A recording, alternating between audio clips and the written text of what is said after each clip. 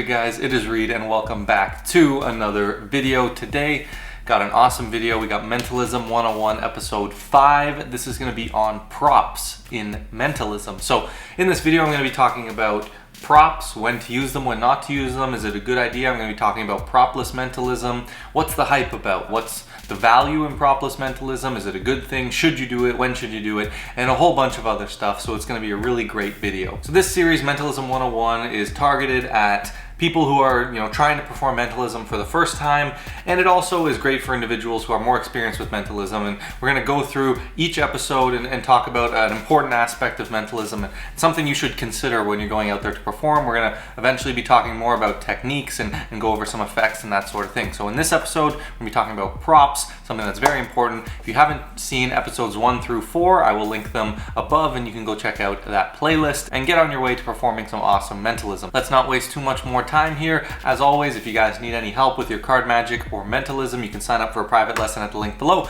And let's jump right into Mentalism 101, episode 5, props in mentalism. So I want to start here, and it's going to seem something maybe rudimentary or quite obvious to many of you, but stick with me here. So what do I mean by props in mentalism? So props in mentalism are basically anything that you use that is not yourself, your body, your mind, your hands, whatever. Anything that is you is not a prop, right? But anything else, billets, pens, paper, impression device, thumb writers, anything that is a traditional prop that is used in mentalism is something that counts, right? So you have mentalism that utilizes props, and then you have mentalism that is propless, that uses nothing but your mind and your body and your voice and your words and things that are, you as a human produce, I'll guess we'll say. One item that I personally consider propless that technically does not fall under the traditional definition of props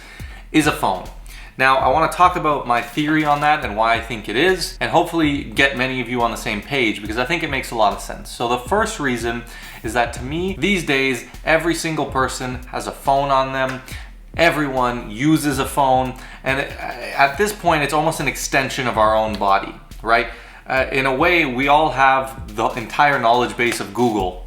You can almost think about it as in our brains, because it's so instantly, easily accessible to us. We can all know anything we want to know instantly, almost, right? So it's almost like it's an extension of our brain at this point. So to me, the phone is just an extension of ourselves. The second reason is that nearly every effect that utilizes a phone, if you look at it from an outside perspective, the effect seems almost propless, right? If you think about a billet routine where you take a billet and you might write something down and the spectator holds on to it, there's some sort of importance assigned to that billet. I think a goal in many cases would be to assign as little importance to that billet, and I have a whole episode all about billet work that I think you should go check out, and I talk about this theory about how to make the billet seem unimportant, and that's something that is very important, but there will always be a little bit of a sense to the spectator that the billet is important, right? And the routine, it will feel like the billet did matter a little bit, and there are ways to make that less feel like it matters. But with a phone, there still can be routines where it's centered around the phone. Maybe, if you're showing images on a phone, maybe to do something, or you're using, having them, write things down in an app. Sometimes those can feel sort of similar to a billet, and the goal would be to make the phone not seem important. But there are a lot of effects where the phone is just a vessel to get us from here to there, is what it feels like, right? If, we need to add up some numbers together, well, you could do that in your head, but it's just easier. We'll just use the quick calculator as a vessel, when really the calculator is a big part of the method. So to me, an effect where I might have someone think of a number, create a random number by multiplying a bunch of numbers together, and maybe I have a prediction in an envelope of the number they're going to land on, and I use some kind of calculator forcing technique. The effect to them would seem like, okay, I created a bunch of numbers in my head, and he guessed it, right? He guessed the number. Let's move away from the prediction idea with the envelope. Let's say I guessed it instead, so then there's truly no props involved besides the phone. So if I guess it, right, I divine that number, the phone doesn't seem like the crux or the main focus of the routine. The routine was them thinking of a number and me guessing it, right? And the phone is more of a vessel that we just pull up the calculator on a whim just to make it easier for them to create this random number, right? And so in a lot of cases, to me, they would think of the number and it would just be me revealing it. Like if there was a propless version of that where they truly just thought of a number and maybe I used some verbal techniques to divine what it was without any props. So in my mind, a phone, and pretty much all phone effects I consider propless effects. And I do think you could consider billet stuff propless if you can do it right. But you know, as a more traditional approach to it, a billet works has always been considered not propless, and I do think that makes sense. But I'm trying to push for phone stuff to be considered propless for the most part, or maybe propless with an asterisk. So now, what is propless on the other end? Well, I've kind of said it. It's with no props. It aims to feel like real mind reading. Okay, now of course all of our mentalism and mind reading should aim to feel like real mind reading, but I think the goal and the reason that propless mentalism was invented was to get as close as possible to real mind reading. What would it really look like? I think that's the ultimate definition. You know, if you could truly read minds, why would you have people write something down when they should be able to just think of it and you can reveal it? So it was ultimately created to display what real mind reading would feel like. Arguably, it is the cleanest form of mind reading. And I say arguably because it depends who you ask. You know, some people will say that with the proper billet work, you can make it feel equally as clean. Some people swear by propless and only do propless. I would say in a lot of cases, it is more clean, but a part of me feels like that's a magician brain thinking. I think in a lot of cases, the spectators, they don't know the difference, so they won't pick up on the difference, right? They don't know about propless, non-propless. They don't know about all this work you can do with a billet.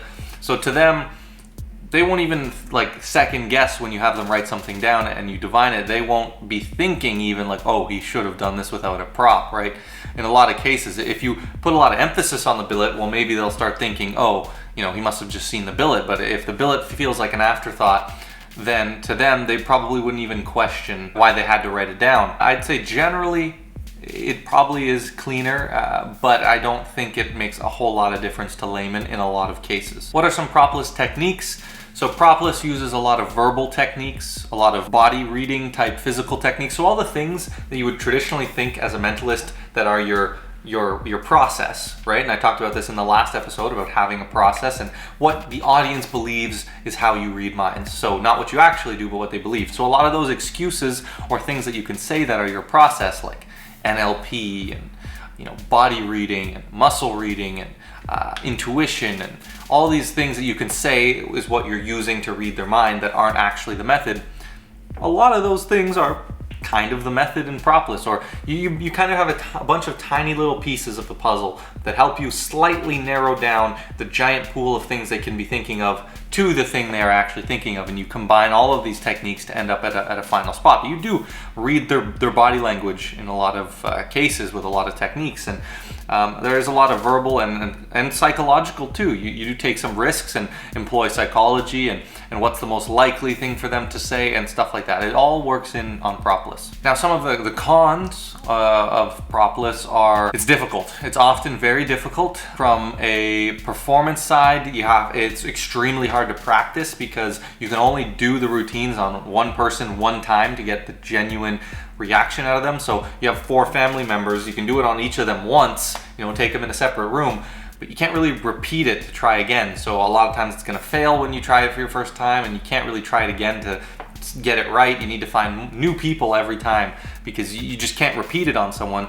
The reaction will never be truly genuine and the same, and when you're trying to gauge and read someone's reaction, it's very hard. So it's difficult often because it's hard to practice. It's a bit of a knacky thing that is difficult to get good at because of the difficulty practicing. A lot of the routines take a lot of memory work. You need to really be able to remember, you know, you might have this massive branching anagram and where to go when you say this, and then you have to think about, you know, the routine and the presentation as well, and then you're trying to process all this information, do calculations, you know, follow your anagram. And the other thing is it's not surefire. So, you know, there are some propless pieces that I would consider technically surefire because they almost never fail. But at the end of the day, I don't think any propless effect is really truly surefire. And so that puts a lot of people off, makes it more difficult, makes it more scary to perform, all these kind of things. So why do I even bring up this topic about props versus no props?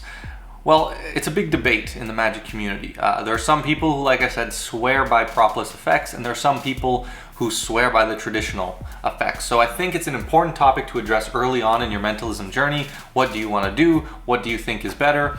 All those kind of things. So I would say to start, you want to make up your mind what you want to do, but I would encourage you to hear me out on all the different sides, and I'll give you my opinion. But at the end of the day, you decide what you want to do. Start by thinking about what you like. If you're willing to put in the time and effort and the failures to get good at propless effects, then great. If you like the comfortability and the surefire nature with maybe being slightly less clean of the old traditional methods, then go that way. Again, I don't think the cleanliness is a huge thing that matters to the spectators because they don't really know what they're looking for.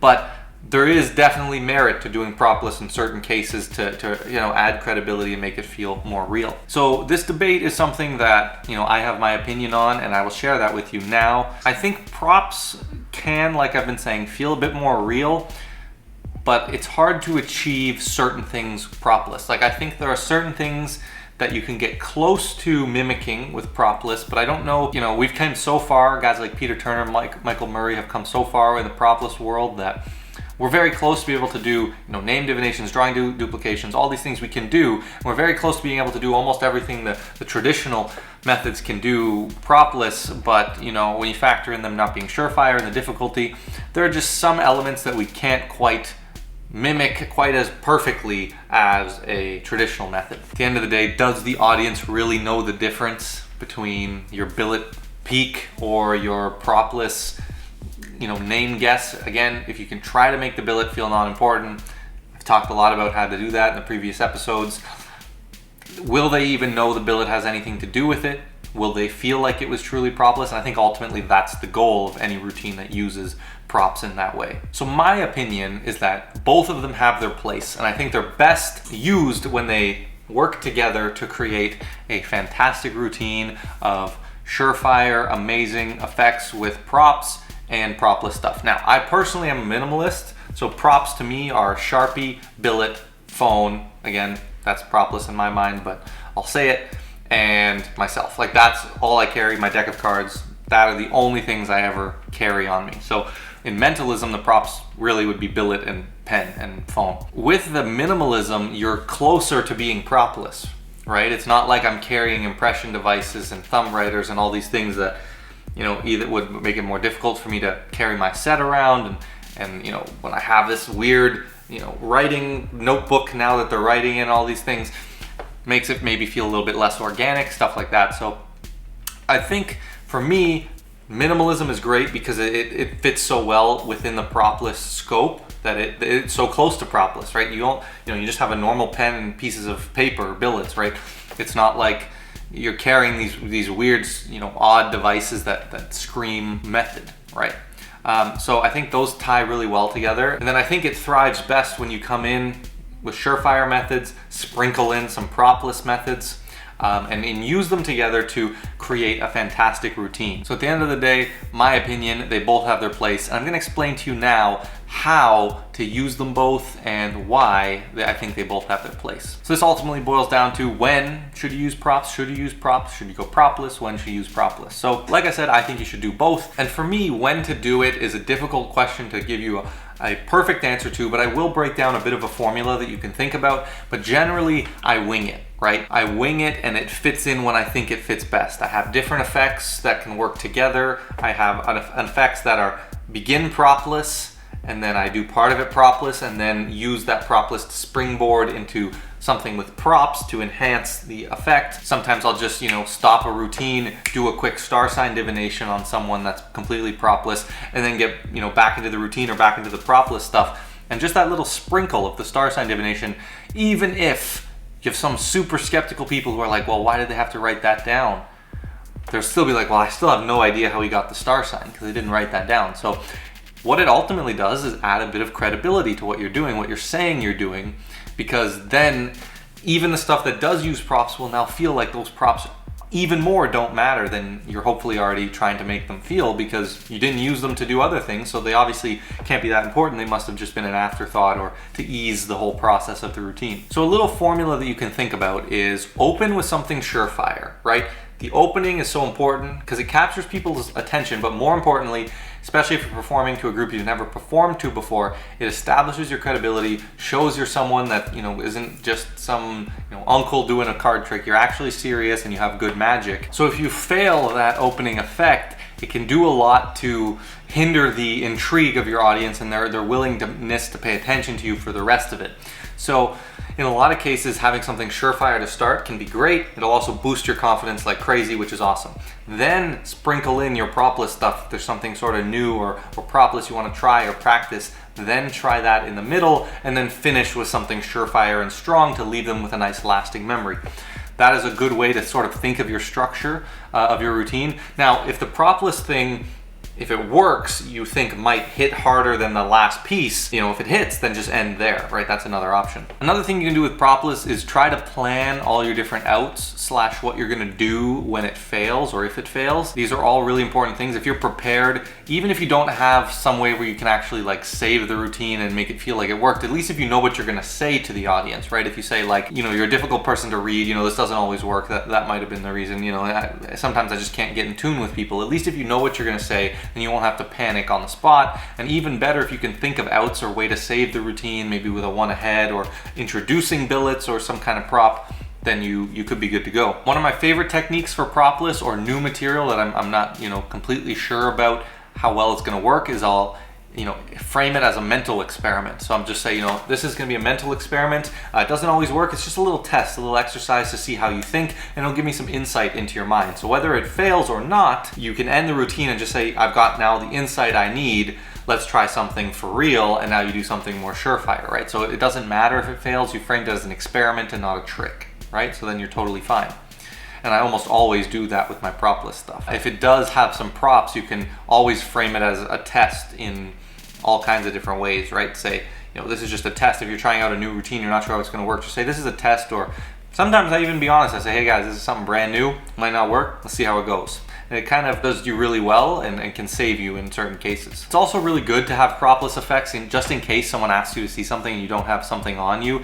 You can kind of string together something from a mentalism perspective nicely with propless pieces. A quick star sign divination is great, name divination, birthday divination, all these things that I just have in my back pocket tucked away in case I need, that are really, really great. The biggest point, and what all of this is to say, is that the propless stuff sprinkled in properly will add credibility to your other effects and you as a performer, and that what you're saying is actually true, even though it's not. So I want to give you a quick example of what a name divination could look like with and without props. So if you think about it with props, one way that I would kind of handle it is, I'd start with the billets away, the pen away. It'd be one-on-one. It'd be starting like I'm about to do this propless, right? I'd add a bit of a story, talk about, I want them to think about someone important in their life, or maybe I'd have them start by thinking of an important event that happened and then think of someone there who was important, someone that I could never know, and just keep that person in your mind.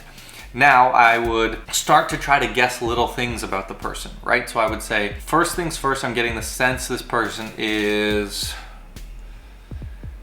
they're not like crazy tall. They're like maybe average height for their, okay, yeah. Like just saying nonsense, but it sounds like I just said they're tall, but average height, right? So you're kind of covering all bases, but it sounds like you're working through what they're saying. And you say, think of their name. Okay, I'm thinking this name. I'm getting like a 3 to 7 letter name. It's like somewhere in there.